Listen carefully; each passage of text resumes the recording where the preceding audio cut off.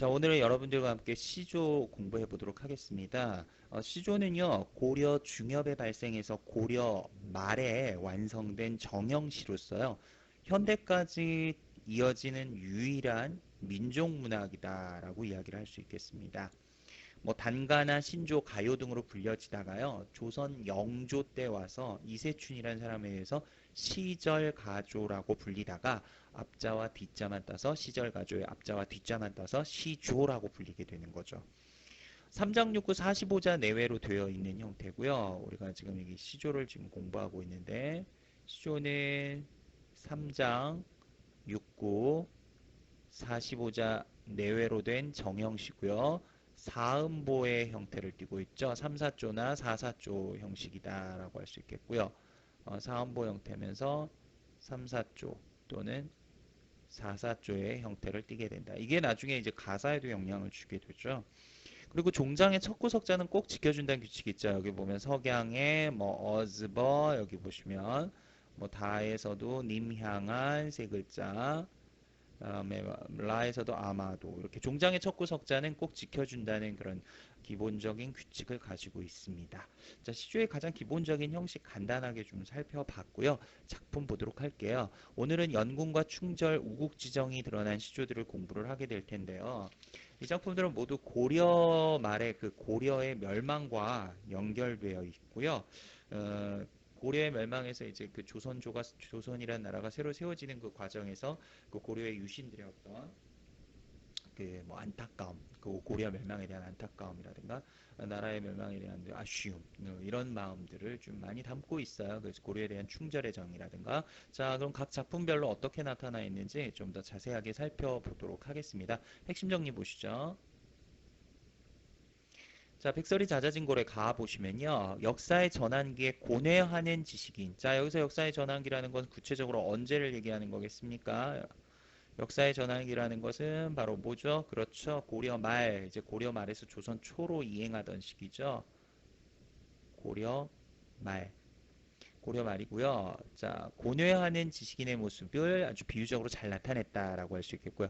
뭐 갈래는 평시조, 단시조, 우국가인데 우국가에 해당한다라고 할 수 있겠고요. 우리가 시조의 갈래에서는 이제 일반적으로 3장 6구 45자 내외의 형태를 고스란히 지켜주면 평시조라고 하고요. 거기서 두 구 이상이 길어지면 어시조, 그 이상이 더 길어지게 되면 사설시조라고 하죠. 사설시조의 형태는 조선 후기에 주로 이제 평민들이나 민중들 사이에서 주로 유행하던 장르 양식이라고 할 수 있겠습니다. 그건 나중에 사설 시조할 때 좀 더 자세하게 말씀드리도록 하고요.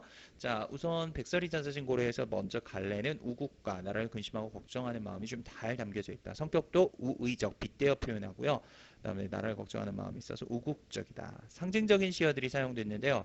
여기서 상징적인 시어라는 건 이제 본문에서도 미리 선생님이 또 말씀을 그 본문을 통해서도 말씀을 드리겠지만요. 뭐 작품 속에 이 백설이라든가 이런 건 백설은 고려의 유신을 비유한 거고요. 구름이 머무래라. 이 구름은 신흥 세력 이성계 일파를 비유한 거고요. 뭐 매화는 충신 고려의 충신들 뭐 이런 지조와 충절을 상징한다라고 해서 이런 부분들이 이제 상징적인 시어로 담아져 있다라고 얘기를 할 수 있죠.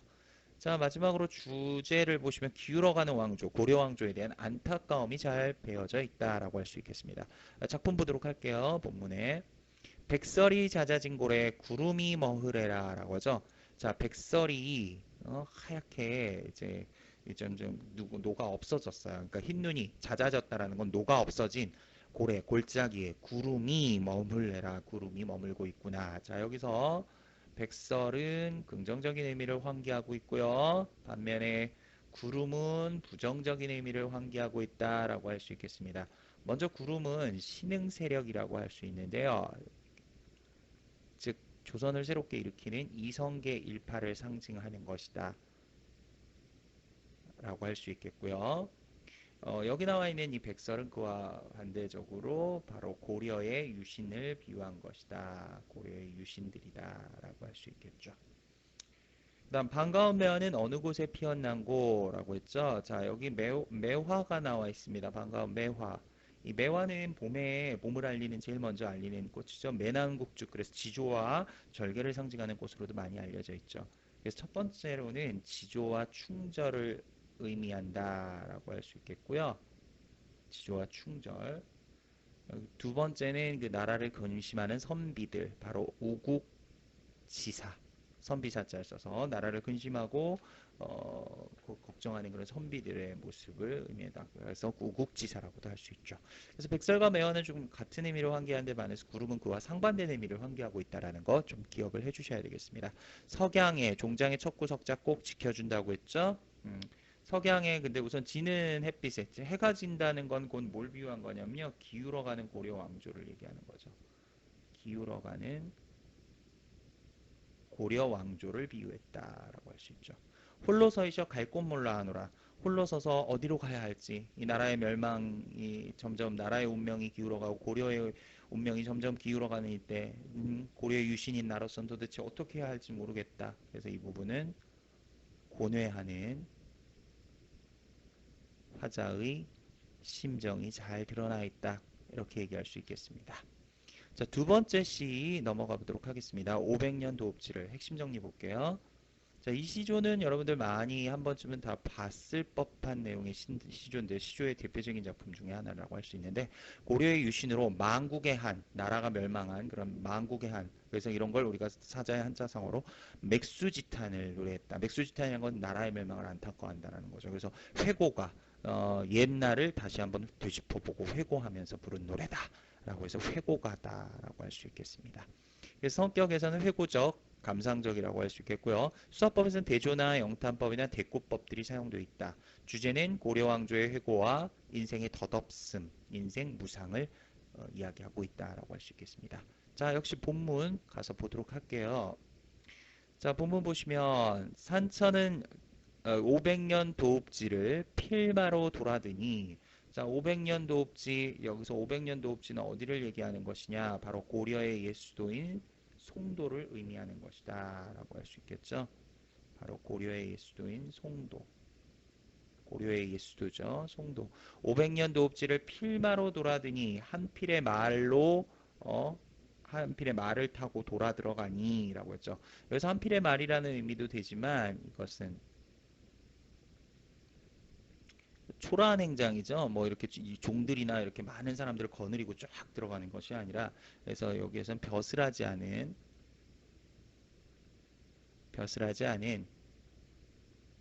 외로운 신분이다. 이런 의미도 담고 있다라고 할 수 있어요. 그래서 한 단어에 두 가지 이상의 뜻을 담고 있으면 우리가 뭐라고 합니까? 중의법이 있다라고 이야기를 하죠. 자, 500년 도읍지를 필마로 돌아드니 산천은 의구하되 산천은 예나 다름없이 그대로인데 인걸은 간데없다. 인재들은 각오 없구나.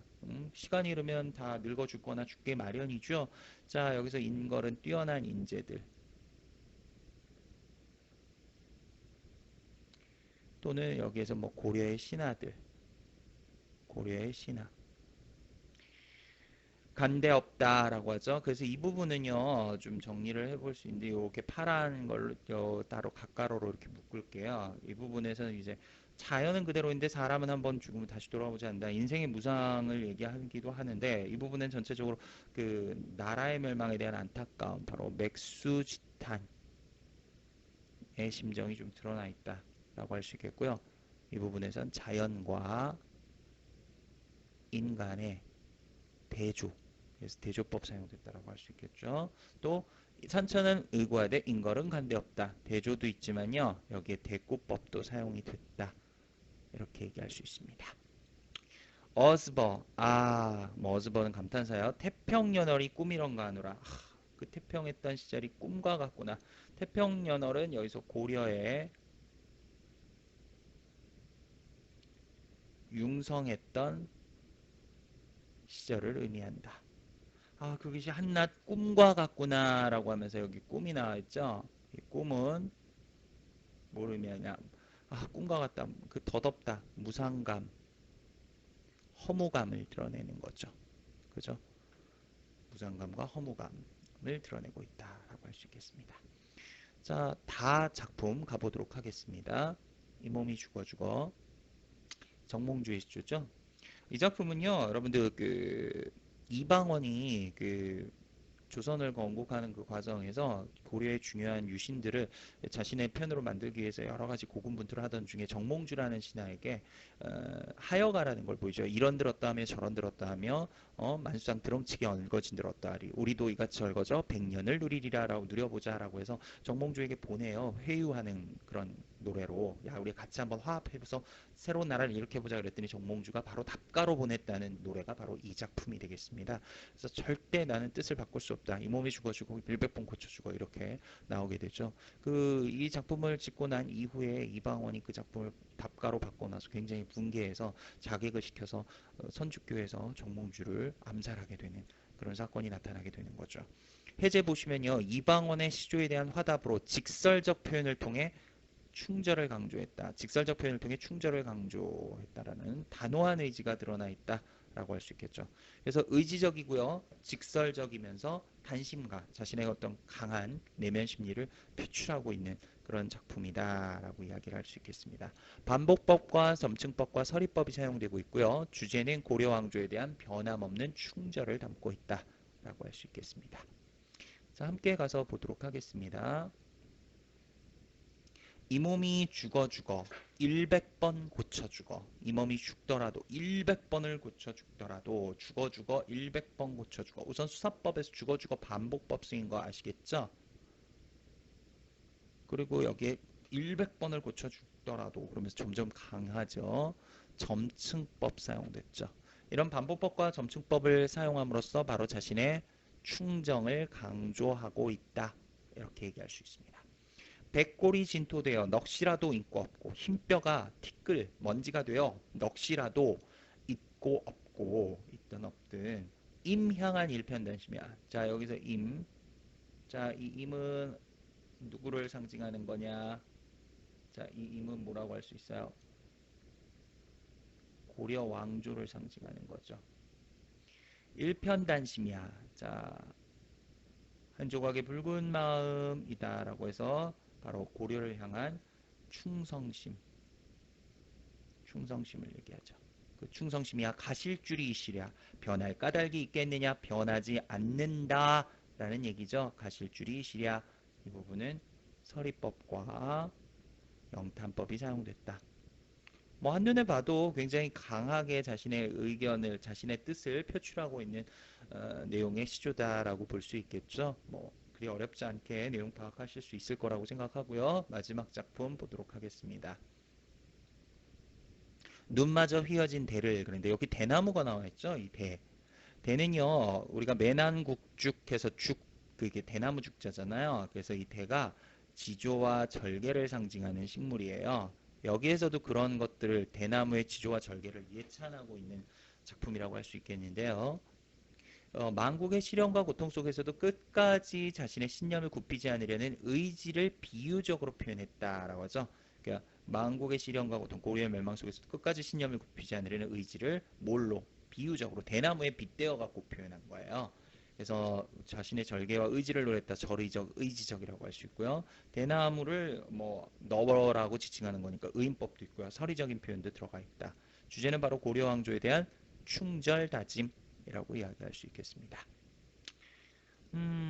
그러면 대나무의 비유에서 어떻게 표현을 해냈는지 한번 본문을 보도록 하겠습니다. 함께. 눈마저 휘어진 데를 뉘라셔 굽다톤고. 눈이 맞아 휘어진 대나무를 누가 굽었다고 지금 말하는 것이냐? 라고 하죠.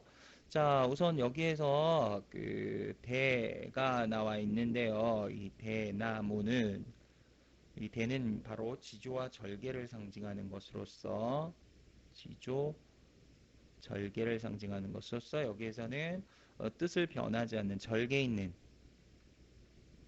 충신을 비유했다. 이렇게 얘기할 수 있습니다. 그럼 눈은 어떤 의미입니까? 라고 할 텐데요. 이 눈은 부정적 의미를 환기해요. 대나무가 푸르름을 간직하지 못하게 뭐 이렇게 그 시련과 고난이라는 그런 개념이죠. 계절적으로 겨울이라는 거니까. 근데 대나무는 우리가 그 사계절 푸른 그런 나무 중에 하나잖아요. 그래서 대나무가 바로 그런 지주와 절개를 상징하는 걸 볼 수 있죠. 시련과 고난으로 또 뭐 신흥세력 이성계 일파를 비유한다고도 볼 수 있습니다. 야, 눈마저 휘어진 대나무를 누가 지금 굽었다고 하는 거냐? 눈 무게가 장난이 아니죠. 그러니까 이렇게 눈 무게 때문에 약간 휘어진 거예요, 대나무가.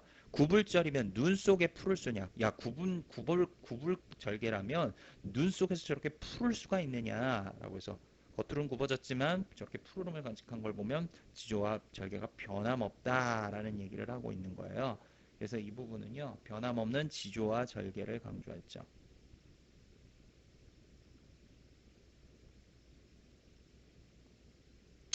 변함없는 지조와 절개를 강조했다. 라고 할 수 있는 것으로 서리법이죠. 풀을 쏘냐 묻는 형식을 통해서 얘기했으니까. 아마도 세한고절은 종장 척구 석자 지켜주고요. 세한고절. 자, 세한고절은 한겨울 추위도 이겨내는 높은 절개란 뜻이에요. 한겨울 거위 추위도 이겨내는 한겨울 추위도 이겨내는 높은 절개라는 의미죠. 이렇게 추운 가운데서도 그 추위를 이겨내는 이 높은 절개는 너뿐인가 하노라. 여기 너라고 했죠. 너는 대나무죠. 바로 대나무를 의인화시켰죠. 의인법 사용됐다 라고 볼 수 있습니다. 이게 곧 누구와 동일시한 거예요? 화자와 동일시하는 대상이다. 이렇게 얘기할 수 있습니다. 화자와 동일시되고 있는 대상이다 라고 할 수 있습니다. 아셨죠? 자, 네 작품 지금 같이 함께 살펴봤는데요. 우선 시기별로는 그 고려 말에서 조선조로 넘어오는 좀 혼돈의 시기에 쓰여진 작품들이고요. 시조가 고려 그 중엽에 이렇게 발생해서 고려 말에 완성됐다고 했잖아요. 이때부터 고려 말에 이제 본격적으로 창작이 되게 된 건데요. 이색과 길제, 정몽주, 원천석의 시조 네 사람의 작품을 살펴봤습니다. 각각의 비유와 상징적 의미들 좀 기억해 주시고요. 주제가 무엇인지 이 정도는 좀 꼭 기억을 해 주셨으면 좋겠습니다. 자, 앞으로도 시조 공부 계속 이어가게 되니까요. 여러분들 시조 정리 잘 해주시길 바라겠습니다. 수고하셨습니다.